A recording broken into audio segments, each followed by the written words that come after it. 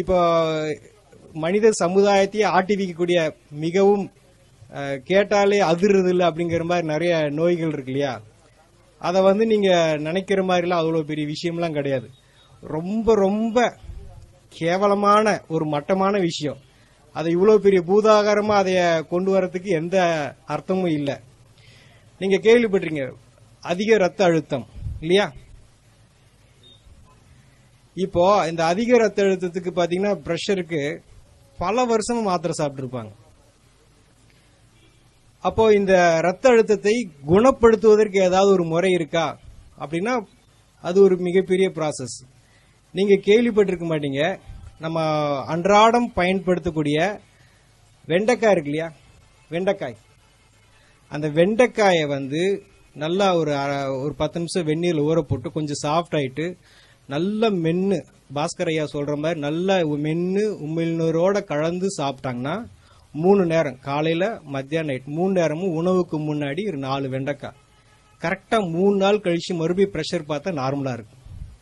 நார்மலா இருக்குங்கிறது அவளுக்கு அந்த சிம்டம்ஸ் இருக்காது, நல்லா ஆயிடும். ஸோ ரத்த அழுத்தத்தை எந்த மாதிரி நிலை இருந்தா சரி, அந்த கிட்னியே ஃபெயிலியர் ஆகிற அளவுக்கு ரத்த அழுத்தம் இருந்தா கூட அதை குணப்படுத்தக்கூடிய ஆற்றல் எதுல இருக்குங்க? வெண்டைக்காயில இருக்குது. அப்புறம் ரெண்டாவது பாத்தீங்கன்னா ரொம்ப இருதயம், ஹார்ட் சம்பந்தப்பட்ட கார்டியா நிறைய வந்து கார்டியா வாஸ்குலர் டிசீஸ் ரொம்ப நிறைய வருது. ஸோ அந்த மாதிரி இருதய சம்பந்தப்பட்ட பிரச்சனைகளுக்கு வந்து எந்த மாதிரி தீர்வு? இருதயம் ஏன் பலகீனமா அடையுது அப்படின்னா உடம்புல வந்து துவர்ப்பு சத்து இருக்கு பாத்தீங்களா? அந்த துவர்ப்பு சத்து வந்து ரொம்ப கம்மியா இருக்கு. அந்த துவர்ப்பு சத்து நம்ம சாப்பிடுறது ரொம்ப ரொம்ப குறைவு. அப்ப ரத்த குழாய்கள் நல்லா சுருங்கி விரியணும், ரத்தம் வெளியேற்றக்கூடிய இருதயம் நல்லா சுருங்கி விரியணும்னா அதுக்கு துவர்ப்பு நிறைய வேணும். துவர்ப்பை வந்து தனியா சாப்பிட்றதுக்கு பதிலாக துவர்ப்பை வந்து உணவா சாப்பிட்றது நல்லது. ஆக நம்ம எந்த இடத்துக்கு போனாலும் ஒரு விசேஷத்துல வந்து முன்னாடி என்ன வச்சிருக்காங்க? வாழை மரம், வாழைக்காயை வந்து தொங்க வச்சிருக்காங்க. ஆக அந்த வாழைக்காயை வந்து தோலோட, அந்த வாழைக்காயை வந்து தோலோட மிக சன்னமா கட் பண்ணி ஒன்னு தேங்காய் எண்ணெய் அல்லது தேன் அல்லது சும்மாவே மென்னு சாப்பிடலாம். அப்படி சாப்பிட்டாங்கன்னா அவங்களுக்கு ரத்த குழாய்கள் நல்லா சுருங்கி விரிஞ்சு இருதயம் நல்லா சுருங்கி விரியறப்போ அந்த பிளாக்ஸ், அது போக இந்த ஹார்ட் சம்பந்தப்பட்ட எஃபிஷியன்சி இப்போ 30-40% தான் இருக்குன்னு சொல்றாங்க இருதயத்தினுடைய, அது எல்லாமே பாத்தீங்கன்னா படிப்படியா 2 வாரத்துல 70-80 வந்து டச் பண்ணிருக்கு. எதனால? ஒரு வாழைக்காயினால. வாழைக்காயோட காஸ்ட் எவ்வளவு ஆகுதுங்க? ஒரு காய் வந்து 5 ரூபா. அப்படி இருக்கிறப்போ ஒரு 2 வாரத்துல பாத்தீங்கன்னா எந்த மருத்துவத்தினாலையும் கொடுக்க முடியாத ஆற்றலை வந்து அந்த வாழைக்காயால கொடுக்க முடியும். அப்புறம் பாத்தீங்கன்னா 3வது, இன்னைக்கு மிகவும் காஸ்ட்லியான ஒரு வியாதின்றது கேன்சர் இல்லையா? கேன்சரை வந்து ஏன் அந்த கேன்சர் வந்து உடம்புல இவ்வளவு தூரம் வருது அப்படின்னா நம்ம உடம்புல வந்து பாஸ்பரஸ் சொல்லிட்டு ஒரு சத்து இருக்குது. அந்த பாஸ்பரஸ் வந்து சீக்கிரமா உடம்பு விட்டு வெளியேறிடும். அது ஏன் வெளியேறுதுன்னா நம்ம சாப்பிட்ற எல்லாமே அசிடிக் ஃபுட், புளித்த உணவு எல்லாமே சமைச்சு சமைச்சு நிறைய சாப்பிட்றதுனால உடம்புல இருக்கக்கூடிய பாஸ்பரஸ் வந்து வெளியேறிட்டே இருக்கும். அப்போ உடம்புக்கு எல்லாருமே வந்து அசிடிக் பாடியா மாறிடுச்சு. அதை வந்து காரத்தன்மையும் சேர்த்து நியூட்ரலா இருக்கும். அது போல நிலை வந்துருச்சு அப்படின்னா நமக்கு கேன்சர் வந்து வராது. அப்போ உடம்ப வந்து 2-3 நாள்ல வந்து அந்த புளிப்புத்தன்மையிலிருந்து விடுவிச்சு நார்மலுக்கு கொண்டு வரணும்னா அதுக்கு கடவுள் படைச்சிருக்க காய்க்கு பேர் வந்து பூசணிக்காய். இந்த வெள்ளை பூசணிக்காய அந்த தோலோட, அந்த மேல் தோல் இருக்கு இல்லைங்களா, அந்த தோலோட நல்லா மிக்சியில போட்டு அரைச்சு அதை வடிகட்டி ஜூஸ் குடிக்க குடிக்க என்ன ஆகும்னா கொஞ்சம் கொஞ்சமா அந்த கேன்சர் அல்சருங்கிறது என்ன ஆகுங்க, புண்ணு ஆற ஆரம்பிச்சிடும். அவங்க கேன்சர் வந்து வெளியில வந்துருவாங்க. வெளியில வந்துகிட்டு இருக்கிறாங்க, வெளியில நிறைய பேர் வந்திருக்காங்க. எதனாலங்க? ஒரு வெள்ளை பூசணிக்காய். வெள்ளை பூசணிக்காய் எவ்வளவு இருக்குங்க? அதிகபட்சம் 10 ரூபாய்க்கு இருக்கும். அந்த பாட்டியெல்லாம் உழவர் சந்தையில் உட்கார்ந்து இருப்பாங்க, பாவமா இருக்கும், யாரும் சரியா வாங்க மாட்டாங்க, மிச்சத்தை எரிச்சிட்டு எப்படி வேடிக்கை பார்த்துட்டு இருப்பாங்க. அவ்வளோ பெரிய ஆற்றல் வந்து வெள்ளை பூசணிக்காயில இருக்கு. இன்னைக்கு நம்ம கேட்டிருக்கிறோம் நிறைய வந்து டயாலிசிஸ் பண்ணிட்டு இருக்கிறாங்க, வாரத்துக்கு ஒரு தடவை, வாரத்துக்கு 2 தடவை. அதுக்கு கொடுக்கக்கூடிய நம்ம அது கொடுக்கக்கூடிய அமௌண்ட், உடல் உழைப்பு இதெல்லாம் இருக்கு பாத்தீங்களா?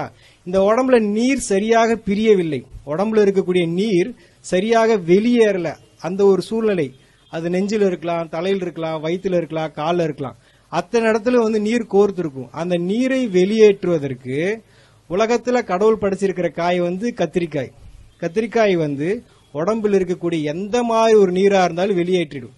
அந்த அதை எப்படி பண்ணலாம்னா ஒரு 2 கத்திரிக்காய 2 தக்காளியை வந்து ஒரு அரை மணி நேரம் வெந்நீரில் ஊற வச்சுட்டு நல்லா மிக்சியில் அடித்து வடித்து ஜூஸை குடிக்க என்ன ஆகுனா சிறுநீர் பிரிய ஆரம்பிச்சிடும். ஸோ அவங்களுக்கு யூரிக் ஆசிடோ கிரியேட்டினோ எதுவாக இருந்தாலும் கொஞ்சம் கொஞ்சமாக வந்து ரிவர்ஸ் ஆகும். இந்த கத்திரிக்காயை நம்ம ரெகுலராகவே வாழ்க்கையில் பயன்படுத்திட்டே இருந்தேன்னா நமக்கு வந்து இந்த கிட்னி ஃபெயிலியருங்கிற நிலை வந்து நமக்கு வராது. அவ்வளோ சிறப்பான காய் வந்து கத்திரிக்காய். அப்போ அதுக்கு நாம் எவ்வளோ ஸ்பெண்ட் பண்ணுறோம் அப்படின்னா அதுவும் பெரிய விஷயம் இல்லை. பீன்ஸ் காஸ்ட் கொடுக்குற அளவுக்குலாம் அதெல்லாம் அவ்வளோ பெரிய விஷயம் இல்லை. இது நடந்திருக்கு. நான் பேசிட்டு இருக்கிறது வந்து கதையோ அல்லது புஸ்தகத்திலிருந்து பேசுறதோ தீரியோ கிடையாது. இப்போ சொல்லிட்டு இருக்கிறது எல்லாமே சம்பவங்களை தான் வந்து உங்களோட வந்து ஷேர் பண்ணிட்டு இருக்கிறோம். ஏதோ போட்டிருக்கிறாங்க அதை நெட்ல பார்த்ததுல அப்படிலாம் கிடையாது. ஒவ்வொரு விஷயத்தையும் சம்பந்தப்பட்ட அனுபவத்தோட நம்ம இங்க பேசிட்டு இருக்கிறோம். இப்ப நீங்க நிறைய கேள்விப்பட்டிருங்க நியூராலஜிஸ்ட், நரம்பு சம்பந்தப்பட்ட டாக்டர். அப்ப நியூராலஜிஸ்டுக்குன்னு நம்ம வந்து இன்னைக்கு பாத்தீங்கன்னா நிறைய உருவாயிட்டே இருக்கிறாங்க.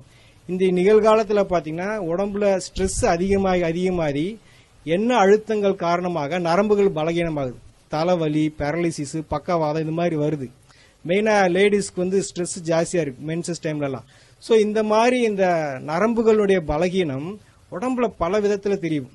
அந்த மாதிரி இருக்கிறப்போ கொத்தவரங்காய் இருக்கு இல்லைங்களா, ஒரு கொத்தவரங்காய் 10 கொத்தவரங்காயும் ஒரு முழு எலுமிச்சம்பழத்தையும் நல்லா ஜூஸ் போட்டு வடிச்சு குடிச்சாங்க அப்படின்னா கொஞ்சம் கொஞ்சமா நரம்பு தளர்ச்சி சரியாயிடும். மெயினா இந்த பீரியட்ஸ் ஆகிறப்போ 20 நாள் 15-20 நாள்லாம் நிறைய பேருக்கு பீரியட்ஸ் ஆகிட்டே இருக்கும். அந்த விஷயங்கள்லாம் பார்த்தீங்கன்னா அடுத்த ஒரு நாளைக்கு 3 தடவை குடிச்சாங்கன்னா 3 நாள்ல அந்த ப்ராப்ளமே சரியாயிடும். எதுங்க? கொத்தவரங்காய் எலுமிச்சம்பழமும் ஜூஸ் போட்டு குடிச்சா. ஸோ அவ்வளோ பெரிய ஆற்றல் இருக்கு கொத்தவரங்காய்க்கு. அது பக்கவாதம்னு சொல்லிட்டு பெட் ரிட்டனா படுத்திருக்காங்க இல்லைங்களா, நரம்புகள்லாம் செயலிழந்து அதையே கூட குணப்படுத்தக்கூடிய ஆற்றல் வந்து கொத்தவரங்காய்க்கு இருக்குது. அப்புறம் பார்த்தீங்கன்னா நிறைய பேருக்கு தூக்கம் இல்லாம தவிக்கிறாங்க இல்லைங்களா, தூக்கம் இல்லாம நிறைய செடேஷன் டேப்லெட்ஸ்லாம் போட்டுக்கிறாங்க. அது போல எந்த மாதிரி நிலையில் இருந்தா கூட இந்த புடலங்காய் இருக்கு இல்லையா, புடலங்காயை வந்து விதையோட நல்லா மிக்சியில் போட்டு ஜூஸ் அடிச்சு அதை வடிச்சு கொடுக்கலாம், இல்லை அப்படியே குடிக்கலாம். அந்த மாதிரி இரவு சமயத்தில் குடிக்க என்ன ஆகும்னா ஆட்டோமேட்டிக்காக மன அமைதியாயிடும். ஒரு மனிதன் தண்ணி இல்லாமல் இருக்கலாம், சாப்பாடு இல்லாமல் இருக்கலாம், ஆனால் தூக்கம் இல்லாமல் வாழக்கூடாது. அந்த மாதிரி தூக்கமின்மையை வந்து மிக அற்புதமான முறையில் எந்த விதமான செலவு இல்லாம, பெரிய அளவுல செலவு இல்லாம, மிக எளிய முறையில் சைடு எஃபெக்ட் இல்லாம குணப்படுத்துறதா இது புடலங்காய். அடுத்து பாத்தீங்கன்னா நம்ம குடல் இந்த தசைகள்லாம் பார்த்தா ரொம்ப பலகீனம் ஆயிருது.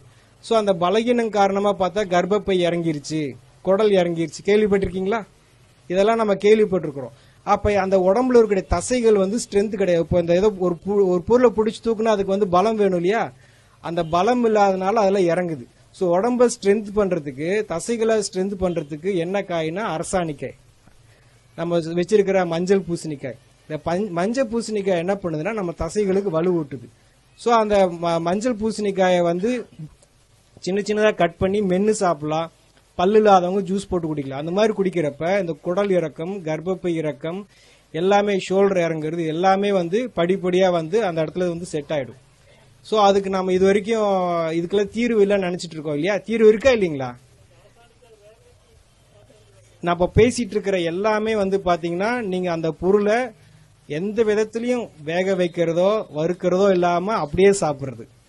நீங்க அதை ஏதாவது பண்ணீங்கன்னா கண்டிப்பா அது உங்களுக்கு 1% கூட நமக்கு பயன்படாது. எந்த ஒரு 0.5% கூட நமக்கு பயன்படாது. நீங்க அந்த பொருளை அதை அப்படியே தான் சாப்பிடணும். ஏன் அப்படின்னா நம்ம எதை பத்தி பேசிட்டு இருக்கிறோம்? விட்டமின்ஸ் வந்து சீக்கிரமா வந்து ஆவியாயிடும். அப்போ நீங்க கொஞ்சமா அதை பாயில் பண்ணா கூட ஆவியாயிடும். நீங்க விரும்பி ருசிக்காக சாப்பிடலாம், ஆனா அதுக்கு உங்களுக்கு சுத்தமா எந்த விதத்திலையும் பயன்படாது, எந்த விதத்திலையுமே பயன்படாது. அப்புறம் நம்ம நிறைய கேள்விப்பட்டிருக்கிறோம், என்னது கொலஸ்ட்ரால் அப்படிங்கிறது ஒரு சகஜமா எல்லாருக்கும் இருக்கக்கூடிய ஒரு விஷயம் ஆயிடுச்சு. இங்க இருக்கிறவங்களுக்கு எடுத்து பார்த்தா 70% நெகட்டிவா தான் கொலஸ்ட்ரால் இருக்கும். ஸோ அந்த கெட்ட கொழுப்பு எப்படி உடம்பு விட்டு நீங்கும் அப்படின்னா, உடம்புல வந்து எந்த மாதிரி கொழுப்பா இருந்தாலும் அந்த கொழுப்பை வந்து தசையிலிருந்து தோலிருந்து கொஞ்சமா நீக்கி வெளியே அனுப்புறதுக்கு தான் கோவக்காய் என்ன பண்ணுதுன்னா கொஞ்சமா அந்த கெட்ட கொழுப்பை உடம்புல இருந்து நீக்கி அந்த ட்ரைகிளிசரைடு, எல்டிஎல் இதெல்லாம் வந்து கொஞ்சமா நீக்கி உடம்பு வந்து சுத்தமா வச்சுக்கும். ஃபேட்டி லிவர்னு சொல்லுவாங்க. அதெல்லாத்தையும் கூட இந்த கோவக்காய் வந்து மிக அற்புதமான முறையில் சரி பண்ணிடும். ஸோ கொலஸ்ட்ராலுக்கு ஒரு தீர்வு கிடைச்சிருச்சா?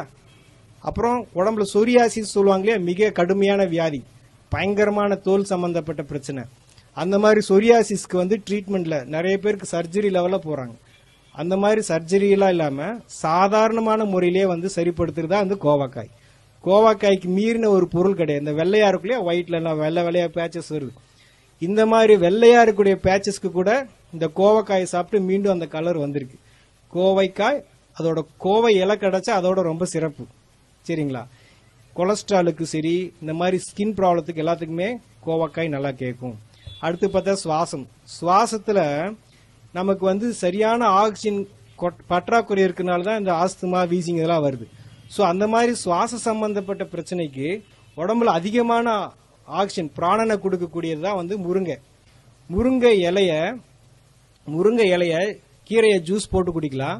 அல்லது முருங்கை விதை இருக்கு பாத்தீங்களா, அது முத்துன முருங்கை விதைய வந்து எண்ணெய் பசம் இருக்கும், அதை வந்து அப்படியே வாயில பபுள்க மாதிரி சப்பி சாப்பிடணும். இது மாதிரி பண்ணிட்டு வர எப்பேற்பட்ட எவ்வளவு காலமான நீண்ட கிரானிக்கா இருக்கக்கூடிய ஆஸ்துமா, வீசிங் கூட சரியா. முருங்கை கீரையும் முருங்கை விதையும் சேர்க்க சுவாசத்தினுடைய ஃப்ரெஷ்னஸ், ஏன்னா உடம்புல சுவாசம் ரொம்ப முக்கியம் இல்லையா, அதனால அதுக்கு ரொம்ப முக்கியத்துவம் இருக்குது. முருங்கைனால வந்து எந்த மாதிரி சுவாச சம்பந்தப்பட்ட பிரச்சனைகளும் சால்வ் பண்ண முடியும். அப்புறம் பீர்க்கங்காயை பத்தி சொல்றதுனா நம்ம நிறைய அதை யூஸ் பண்றது இல்ல. நிறைய பேர் பாவக்காயை வந்து ரொம்ப மதிப்பா சொல்றோம். அது கூட ஒரு மேல வந்து விஷயம் தான் பீர்க்கங்காயை வந்து தோலோட, அந்த பீர்க்கங்காயோட விசேஷமே தோல் தான். அந்த தோலோட நம்ம வந்து ஜூஸ் போட்டு அல்லது மென்னு சாப்பிட்டோம்னா நம்ம உடம்புல பெப்டிக் அல்சர் அப்படின்னு சொல்லிட்டு ஒரு அல்சர் இருக்கும். அந்த அல்சர் வந்து அதிகப்படியாக வந்து உடம்பு எல்லா பக்கமும் வந்து புண்ணா மாறி அந்த புண்ணு வந்து உடம்பு ஃபுல்லா பரவும்.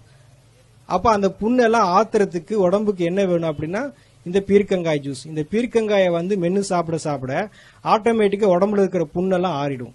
ஸோ புண்ணு ஆற நம்ம உடம்புல இருக்கக்கூடிய ஹார்மோன்ஸ் எல்லாம் வந்து சரியாக அவங்களுக்கு சுகர் அப்படிங்கிறது கொஞ்சமா நார்மல் ஆகும். அப்புறம் நீங்க பாக்குறீங்க மூட்டு வலிக்கு வந்து இப்ப என்ன, இடது காலுக்கு ஒரு 2 லட்சம், வலது காலுக்கு ஒரு 2 லட்சம் எடுத்து வச்சுக்கிறாங்க. ஸோ மூட்டு வலி வந்து ரொம்ப அதுவும் காஸ்ட்லி ஆயிடுச்சு. நம்ம உடம்புல நல்ல கொழுப்பு, ஹை டென்சிட்டி லிபிட் ப்ரொஃபைல், அது போக உடம்புக்கு வேண்டிய நல்ல எண்ணெய் பசை இருந்ததுன்னா எலும்புகள் வந்து ஸ்ட்ராங்கா இருக்கும். இன்னைக்கு வந்து பாக்குறாங்க, இப்படி நடந்து போறாங்க, சும்மா கீழே படிக்கட்டு விட்டு இறங்குறாங்க, கால் பிராக்சர் ஆயிடுது. சும்மா ஏறுறாங்க, கீழே விழுந்தாங்க, வண்டி மேலதான் விழுந்திருக்கு, ஆட்டோமேட்டிக்கா ஏதாவது பிராக்சர் ஆயிடுது. ஃபுட்பால்லாம் பாத்தீங்கன்னா அவங்க அப்படி ஓடி போய் திரும்பி குட்டிக்கரணை அடிச்சு விழுகிறாங்க, அவங்களுக்கு எல்லாம் ஒன்னும் ஆகுறது இல்ல. நம்ம சும்மா விழுந்தாலும் ஏன் பிராக்சர் ஆகுது? சோ அப்ப எலும்புகள் வந்து ரொம்ப பலகீனமா இருக்குது. இந்த எலும்பை வந்து நல்ல உறுதியாக ஸ்ட்ராங்கா வச்சுக்கிறதுக்கு வந்து தேங்காயில வந்து முத்துன தேங்காய் இருக்கு இல்லையா, கொப்பரை தேங்காயில எண்ணெய் பசை இருக்கும், பச்சை தேங்காயில எண்ணெய் பசை இருக்காது, கம்மியா இருக்கும். அந்த கொப்பரை தேங்காயை நல்லா வாயில போட்டு மென்னு சாப்பிட்டாங்கன்னா இந்த ஏர் கிராக்கு, பிராக்சரு, எலும்பு சரியா கூடல, இந்த மாதிரி எந்த விஷயமா இருந்தாலும் சீக்கிரமா கூடிடும். அவங்களுக்கு சர்ஜரி என்பது தேவையில்லை. அப்புறம் பாத்தீங்கன்னா ரீசெண்டா பாத்தீங்கன்னா நிறைய பேருக்கு வந்து இப்ப இருக்கக்கூடிய இளைய தலைமுறை லேடிஸ்க்கு பாத்தீங்கன்னா தைராய்டு, அது ரொம்ப ஃபேமஸ் ஆயிடுச்சு. யாரை கேட்டாலும் எனக்கு தைராய்டுன்றாங்க. ஆக உடம்புல வந்து ஒரு சுரப்பி ஹார்மோன் வந்து இம்பேலன்ஸ் ஆகுது. அந்த ஹார்மோன் இம்பேலன்ஸுக்கு என்ன காரணம் அப்படின்னா கால்சியம் வந்து சரியான விதத்துல செயல்பாடு இல்லை, அதிகப்படியா வேலை செய்யுது, இல்ல குறைய வேலை செய்யுது. இந்த கால்சியத்தை சீரமைக்கக்கூடிய பணியை செய்யறத யாரு அப்படின்னா எலுமிச்சம்பழம். நம்ம நினைச்சிட்டு இருக்கோம் எலுமிச்சம்பழம் ஜூஸ் நல்லது அப்படின்னு, கிடையவே கிடையாது. நீங்க குடிக்கக்கூடிய அந்த எலுமிச்சம்பழம் ஜூஸ் வந்து சுத்தமா யாருக்குமே பயன்படாது. எலுமிச்சம்பழம் தோல் இருக்கு பாத்தீங்களா, அதுலதான் ஊட்டச்சத்து இருக்கு. எலுமிச்சம்பழத்தை தோலோட மிக்சியில ஜூஸ் போட்டு அடிச்சு குடிக்கலாம், அல்லது தோலை மட்டும் கொஞ்சமா வாயில மென்னு சாப்பிட ஹார்மோன் இம்பேலன்ஸ் வந்து சரியாகும். நான் சொன்னிருந்த எந்த விஷயமும் வந்து நிகழ்காலத்தை நீங்க யார் செஞ்சாலும் 100க்கு 100% அது வேலை செய்யும்.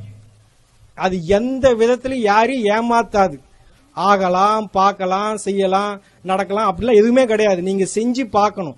ஆக நாங்க என்ன சொல்றோம்னா, குணப்படுத்துறதுக்கு நாங்க தயார், நீங்க குணமாகறதுக்கு நீங்க தயாரான்னு கேக்குறோம்.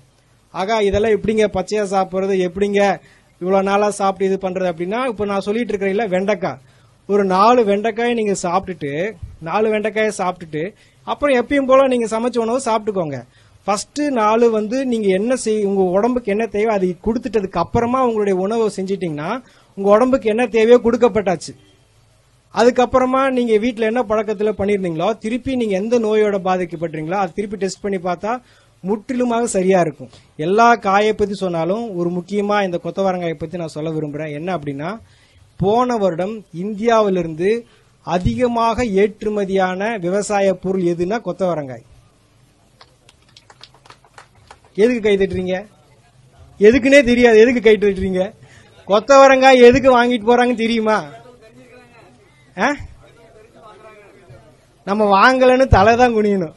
ஏன் வாங்குறாங்கன்னு தெரியுமா? அந்த கொத்தவரங்காயில கிளஸ்டர் பீன் ஆயில் ஒரு எண்ணெய் பசை இருக்குது. கொத்தவரங்காய்க்குள்ள ஒரு எண்ணெய் பசை இருக்கு. அந்த எண்ணெய் பசை ராக்கெட் லான்ச்சுக்கு யூஸ் பண்றதா அவங்க சொல்றாங்க. நான் ராக்கெட் லான்ச் யூஸ் பண்றோம், ஆள் குழாய் குளறுகளுக்கு இந்த எண்ணெய் பசை ரொம்ப முக்கியம் அப்படின்னு சொல்லி சொல்றாங்க. ஆனா ஒரிஜினலா அது நரம்பு சம்பந்தப்பட்ட எல்லா பிரச்சனையும் சால்வ் பண்ணும். அந்த ஒரு காய் மட்டும் நம்ம எல்லாரும் பயன்படுத்தணும்னா மொத்த மருத்துவ உலகமே ஸ்தம்பிச்சு போயிடும். அவ்வளோ ஆற்றல் இருக்கு அந்த கொத்தவரங்காய்க்கு. பீரியட்ஸ் ஆகிறப்போ, பீரியட்ஸ் ஆகிறதுக்கு 2 நாள் முன்னாடி, பீரியட்ஸ் ஆகிறதுக்கு பின்னாடி 2 நாள், 5 நாள் கண்டிப்பா கொத்தவரங்காய எலுமிச்சம்பழத்தோட ஜூஸ் போட்டு குடிச்சாங்கன்னா அவங்களுக்கு இந்த மாதிரி யூட்ரஸ் ஃபைபாய்டு, பிசிஓடி, எந்த பிரச்சனை, பெயின், பேக் பெயின், வயிற்று வலி, தலைவலி, தலை சுத்துறது, எந்த இது இல்லாம சுமூகமா அந்த நாட்களை எளிமையா கடந்து போயிருவாங்க. B12 சொல்லிட்டு ஒரு விட்டமின், அது முருங்கை விதையில அவ்வளவு இருக்குது. அதை விட்டுட்டு எல்லாம் புரோக்கோலியை சாப்பிட்டு இருக்காங்க 200-300 ரூபா கொடுத்துட்டு. இதை பற்றின எல்லா தகவலும் vegetableclinic.com ஒரு வெப்சைட் இருக்கு, அதுல கிடைக்கும்.